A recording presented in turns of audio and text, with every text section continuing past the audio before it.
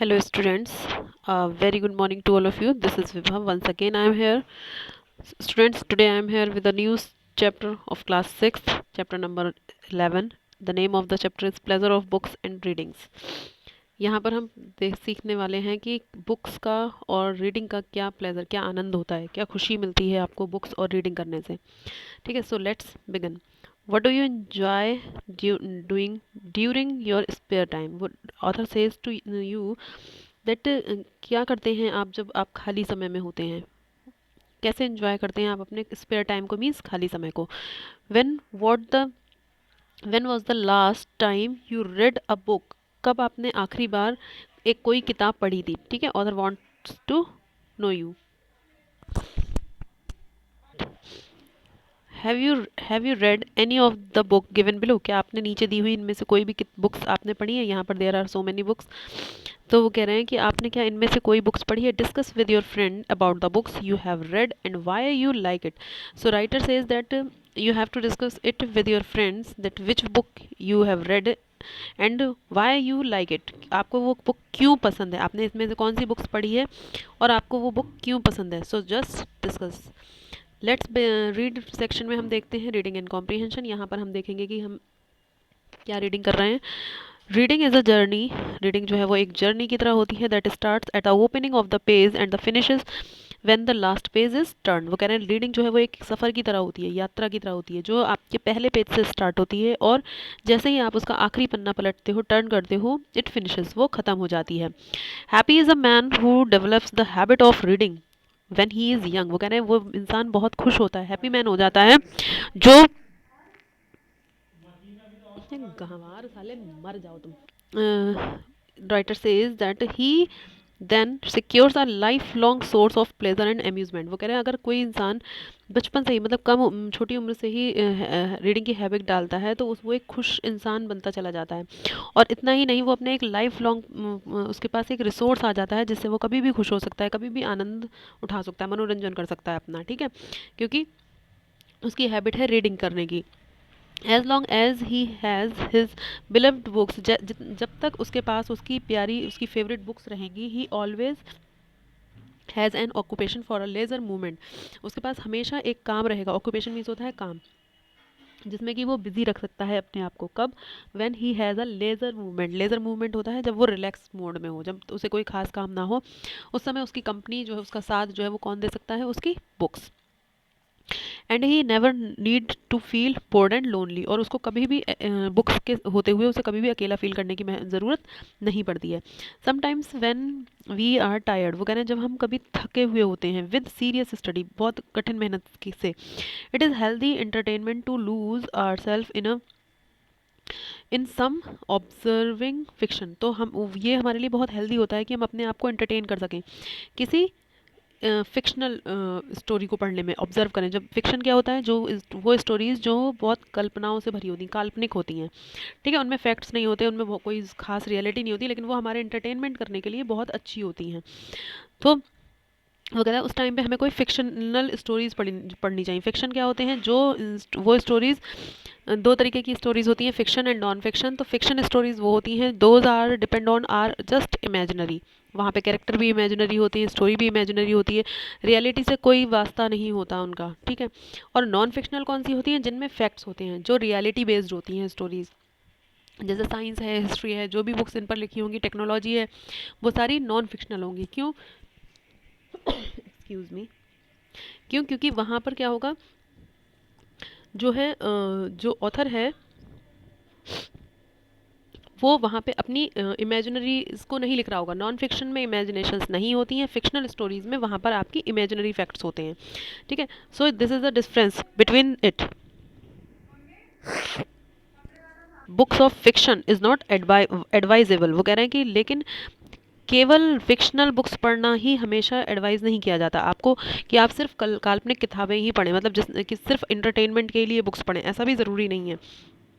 To get the wholesome and healthy food for the body and mind. वो कह रहे हैं आपको संपूर्ण अच्छा स्वास्थ्य के लिए एक अच्छा खाना चाहिए जिससे आपकी बॉडी और माइंड दोनों ही डेवलप कर सकें। We must do serious reading, हमें कुछ सीरियस रीडिंग भी करनी चाहिए। Which rejuvenate the mind and soul, जिससे हमारा माइंड और सोल भी पुनर्जीवित बना रहे। मतलब कहने का मतलब है कि हमें ऐसा नहीं है कि हमेशा कल्पना काल्पनिक कथाएं कहानियाँ ही पढ़नी चाहिए जिसमें सिर्फ फिक्शन हो और हम इन्हें एंजॉय करते रहें। कुछ रियल स्टोरीज भी पढ़नी चाहिए, फैक्ट बेस्ड भी स्टोरीज भी पढ़नी चाहिए, ताकि हमारे माइंड और सोल में कुछ अच्छी चीज़ें भी रिजुविनेट रहें, मतलब पुनर्जीवित बनी रहें। ऐसा नहीं है कि हम जो कुछ हमने अच्छा पढ़ा है और जो हेल्दी हमने पॉजिटिव चीज़ें पढ़ी थी उसको सिर्फ इन्जॉयमेंट की स्टोरीज पढ़ने में हम वेस्ट कर दें। तो अपने मन मस्तिष्क को रिजुविनेट बनाए रखने के लिए हमें कभी कभी हमें जो है कुछ सीरियस रीडिंग्स भी करनी चाहिए। ठीक है, here we have to choose according to the our taste. हमें अपनी ये जो बुक्स हैं वो अपने टेस्ट के हिसाब से चूज़ करनी चाहिए कि हमें क्या पढ़ना ज़्यादा पसंद है। There are many books of history, biography, travel, science, literature and poetry. बहुत सारी तरीके की बुक्स होती हैं, जैसे हिस्ट्री है, बायोग्राफीज़ है, जैसे जो इंपॉर्टेंट पर्सन होते हैं, फेमस पर्सन होते हैं, उनकी बायोग्राफीज़ होती है, लाइफ हिस्ट्री होती है। ट्रैवल बुक पढ़ सकते हो, अगर आपको ट्रैवलिंग का बहुत शौक है तो आप ट्रैवल बुक्स पढ़ सकते हो। साइंस टेक्नोलॉजी की अगर आपको इन्फॉर्मेशन रखने का बहुत शौक है तो आप साइंस बुक्स पढ़ सकते हैं। लिटरेचर पोइट्री में आपका इंटरेस्ट है तो आप साहित्य, कविताएं, ये सारी चीज़ें भी पढ़ सकते हो, जिनसे आपको बहुत कुछ नॉलेज भी मिलती है, सीखने को भी मिलता है और सीरियस थिंकिंग भी आप कर सकते हो इन चीज़ों को पढ़ने के बाद। We must choose what our interest lies in, वो कह रहे हैं हमें वो चूज़ करना चाहिए जिसमें हमारा इंटरेस्ट हो। That habit of reading is one of the greatest resource of mankind provided we choose the right kind of books। वो कह रहे हैं कि ये हैबिट जो होती है रीडिंग की एक बहुत ही बड़ा रिसोर्स है। रिसोर्स मीन्स होता है एक ऐसा साधन जिससे हमें बहुत सारी इंफॉर्मेशन मिलती है, किसकी, मैनकाइंड की, ह्यूमन बीइंग की। We choose the right kind of book, तो इसीलिए ज़रूरी है कि हम एक राइट काइंड यानी कि सही तरीके की बुक, एक अच्छी बुक का चयन करें या फिर हम उसको चूज़ करें। ठीक,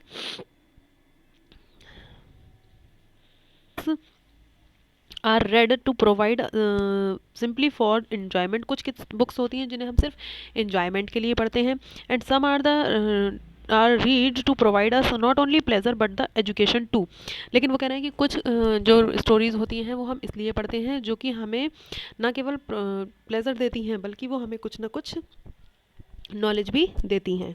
ठीक है, this will also develop the test of for serious reading in us. और वो कह रहे हैं इस तरीके की रीडिंग जब हम करते हैं तो वो हमारे में, हमारे टेस्ट में सीरियस रीडिंग भी डेवलप करती हैं, ताकि हम कुछ अच्छी चीज़ें जिन्हें हम सिंसियरली पढ़ सकें, समझ सकें, हमें अपने लिटरेचर की नॉलेज हो, साइंस की नॉलेज हो, हिस्ट्री की नॉलेज हो।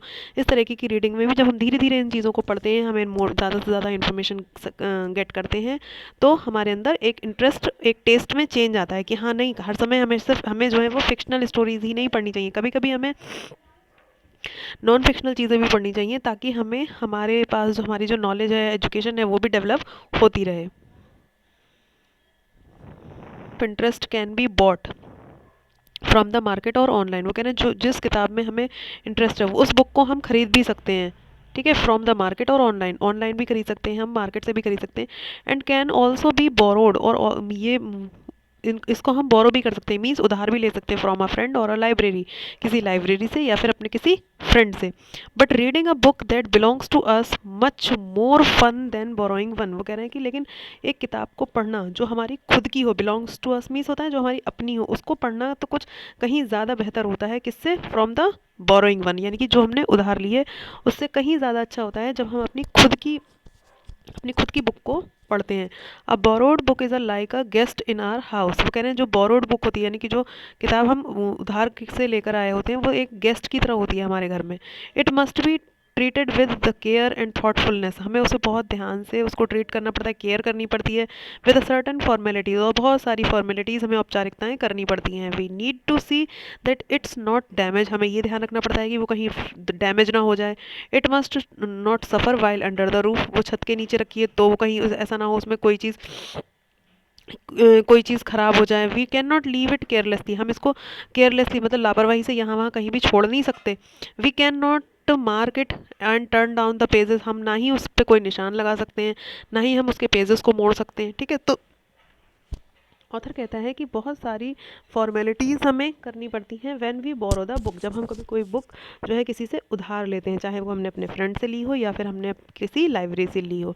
And then some day we really ought to return, और एक दिन ऐसा भी आता है जब हमें वो उसको हमें सही सलामत वापस भी करना होता है, ठीक है। So but the books we buy belong to us, वो कह रहे हैं लेकिन जो किताबें हम खरीदते हैं वो हमारी अपनी होती हैं। We treat them with an affection reserve for close people, वो कह रहे हैं हम उसके उन जो किताबें हमारी खुद की हमने खरीदी होती है उस उनके प्रति हमारा एक अलग ही अफेक्शन होता है, एक लगाव होता है, प्यार होता है, ठीक है। Close to the people with a certain informality, और ना ही हमें उनके साथ में कोई फॉर्मेलिटी करने की ज़रूरत नहीं पड़ती है, ठीक है। Books are to be use, क्योंकि किताबें जो होती हैं वो यूज़ करे किए जाने के लिए होती हैं, they are not for show, और वो सिर्फ दिखाने के लिए नहीं होती हैं। We should be able to mark it if so we desire, वो कहना हमें उन्हें ज़रूर मार्क करना चाहिए अगर हमारी ऐसी इच्छा है कि हाँ हमें कुछ स्पेशल चीज़ें हैं, कुछ हमारी सिग्निफिकेंट उसमें टॉपिक्स हैं तो हमें उसे मार्क भी करना चाहिए। We should be able to place it on the wide table, sorry on the table wide open and the face down, वो कह रहे हैं हमें हमें ये भी हमें जब बुक हमारी खुद की होती है तो हमें क्या कर देना चाहिए, कभी हम उस बुक को ओपन करके भी रख सकते हैं टेबल पर, कभी हम उसको फेस डाउन करके, यानी कि जैसे होता है ना बच्चे पलट के रख देते हैं, बुक्स खोली और उसको उल्टा करके रख दें, मतलब बैक साइड जो है वो उसके नीचे, फेस साइड उसका नीचे कर देना। तो वही वो कह रहे हैं कि जब हमारी खुद की बुक होती है तो हम उसे कहीं भी कैसे भी रख सकते हैं, खोल सकते हैं, निशान लगा सकते हैं, पेज फोल्ड कर सकते हैं। तो ये सारी फ्रीडम हमें तब मिलती है जब हमारी खुद की बुक होती है, और ये हमारे लिए अच्छा भी होता है कि हम उसे एज अ गेस्ट ना ट्रीट करके उसे अपनी तरह ट्रीट करें, जैसे हमारा वो कोई कुछ कुछ अपना हो। There is no good reason for not marking favourite places, वो कह रहे हैं कि यहाँ वहाँ फिर उसके बाद हमारे पास कोई ऐसा रीज़न नहीं होता कि अब हम उसे उसके अपने फेवरेट पेजेस को मार्क ना कर सकें। It is a good practice, ये इसको भी बहुत अच्छा माना जाता है। It's enable us to remember some significant sayings, वो कह रहे हैं इसकी वजह से हमें कुछ महत्वपूर्ण चीज़ें याद रहती हैं, जो बातें उसमें कही गई होती हैं। It refers to then quickly and then in later years, वो कह रहे हैं वो हमें तुरंत तो याद रहती रहती हैं, बल्कि अगर हम उसको कुछ सालों बाद भी उस किताब को देखेंगे तो भी उसमें वो महत्वपूर्ण चीज़ें जो हमने मार्क की हैं वो उसमें वहीं पर हमें नज़र आएंगी, और हम उसे देखकर बहुत सारी चीज़ों को रिकॉल कर सकते हैं। We have the pleasure of going over them, हमें बड़ी बड़ी खुशी होगी जब हमने पुराने समय में कभी निशान लगाए होंगे और हम जब दोबारा उनको देखते हैं तो कुछ बहुत सारी चीज़ें जो हैं वो हमें रिकॉल हो जाती हैं, यानी कि हमें याद आती हैं कि हमने इसको कब पढ़ा था, कैसे पढ़ा था, अच्छा हमारी मैम ने ये बताया था, सर ने ये बताया था, हमने इसका आंसर यहाँ से सर्च किया था। तो बहुत सारी चीज़ें हैं जो आपको दोबारा से रिकॉल होती हैं, यानी कि याद आ जाती हैं, ठीक है। One should have one's own book shelf, वो कह रहे हैं हर किसी को अपनी खुद की एक बुक सेल्फ होनी चाहिए, which should be easily accessible, ठीक है। एसेसिबल मीन्स होता है, एसेसिबल मीन्स होता है रीचेबल, मीन्स जहाँ पर आप आसानी से पहुँच सको, या फिर आपकी पहुँच में, आप जहाँ पर वो आपके लिए अवेलेबल रहे, ठीक है।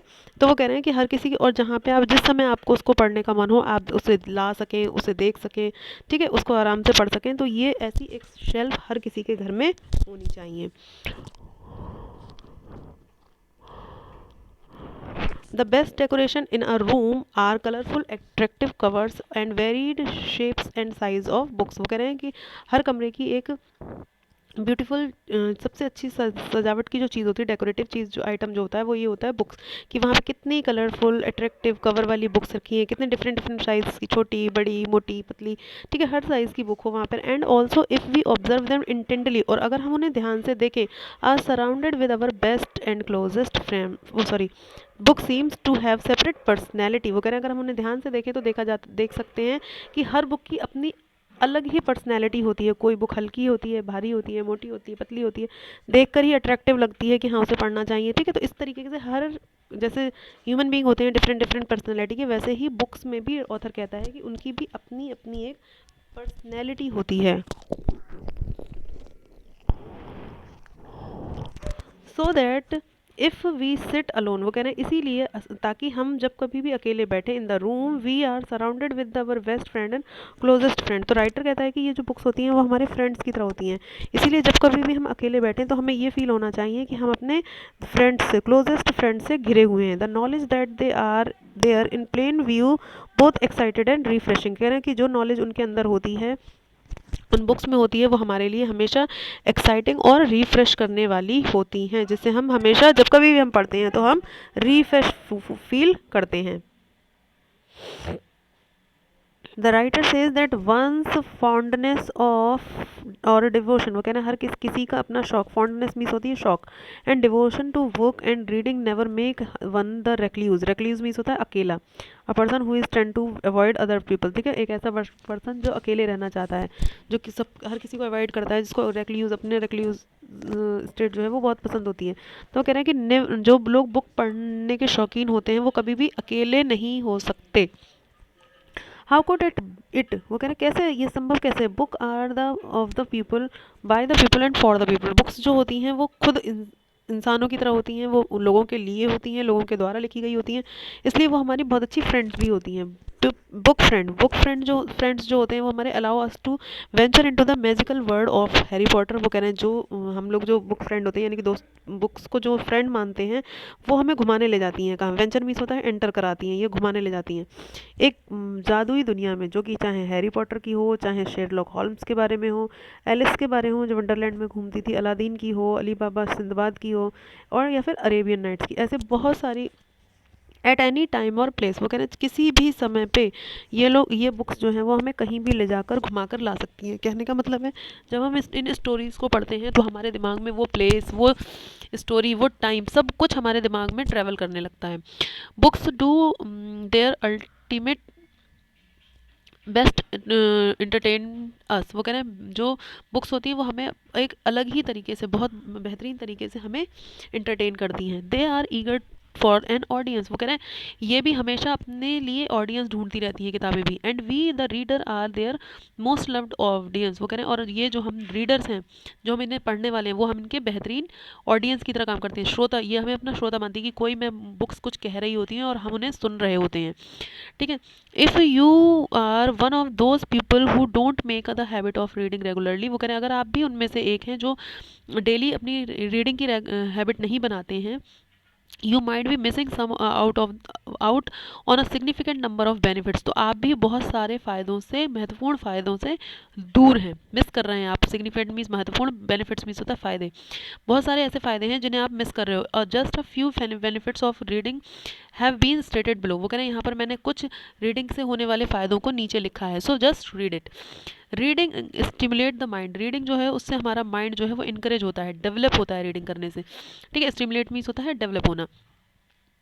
Just the way the muscles of the body in the body requires stimulation, वो कह रहे हैं जिस तरीके से हमारी बॉडी में मसल्स को स्टिमुलेट करने की ज़रूरत होती है, and exercise to keep it healthy and functional, और उन मसल्स को एक्टिव और फंक्शनल में रखने के लिए हमें क्या करना पड़ता है, एक्सरसाइज करनी पड़ती है।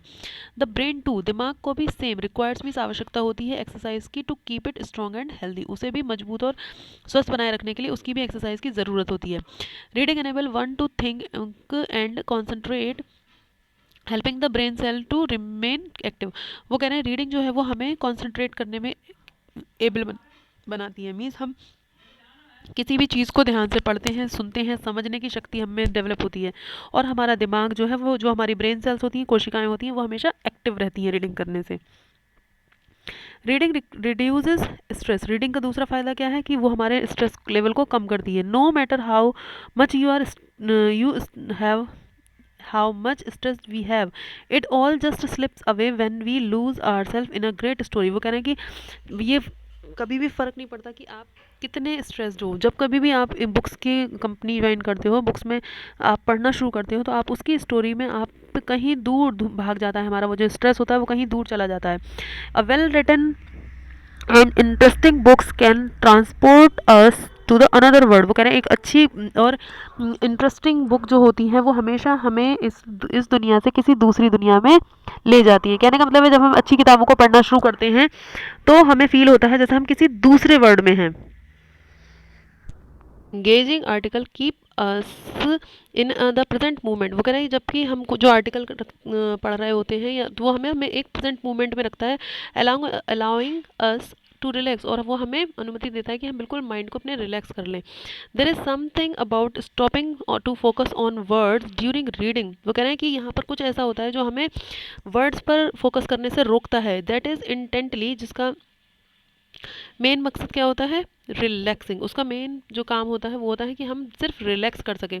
Even if we have had a stressful day, भले ही हमने पूरा दिन बहुत स्ट्रेस में, बहुत तकलीफ परेशानियों में निकाला हो, a book can easily distract us from our own problems. जो रीडिंग होती है वो हमें बहुत आसानी से डिस्ट्रैक्ट, मीन्स हमारा ध्यान बांट देती है अपनी उन परेशानियों से। हम बिल्कुल थोड़ी देर के लिए बिल्कुल जैसे अलग हो जाते हैं, हम उन्हें सोच ही नहीं पाते, क्योंकि जिस समय हम जब रीडिंग कर रहे होते हैं तो हम पूरा उसी दुनिया में होते हैं, उन्हीं को चीज़ों को सोच रहे होते हैं, इमेजिन कर रहे होते हैं, समझ रहे होते हैं, और हम अपने सारे स्ट्रेस को भूल जाते हैं। Reading has an ability to calm us down and dispense peace. वो कह रहे हैं रीडिंग के अंदर एक ऐसी कैपेबिलिटी होती है जिस जो हमें काम रखती है, शांत रखती है, एंड डिस्पेंस पीस, और हमारे अंदर पीस को डिस्ट्रीब्यूट करती है पूरी बॉडी में। हमारे ऐसा लगता है जैसे काम डाउन एंड पीस, यानी कि शांति होती जा रही है।